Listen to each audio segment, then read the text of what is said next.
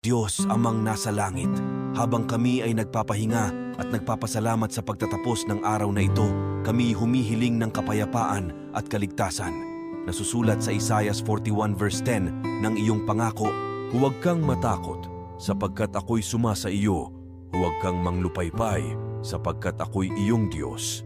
Aking palalakasin ka, oo, aking tutulungan ka, oo, aking aalalayan ka ng kanang kamay ng aking katuwiran. Sa iyong katunayan, ikaw ay aming kanlungan at kalakasan. Kami ay nagtitiwala na ikaw ay palaging nariyan sa aming mga pangangailangan. Ang iyong presensya at pagmamahal ay nagbibigay lakas sa amin na harapin ang bawat araw. Sa iyong mga pangako, kami nagpapatuloy na magtiwala at mag-alab na sumunod sa iyo. Salamat, Panginoon, sa iyong pagmamahal at katapatan. Sa ngalan ni Jesus. Amen.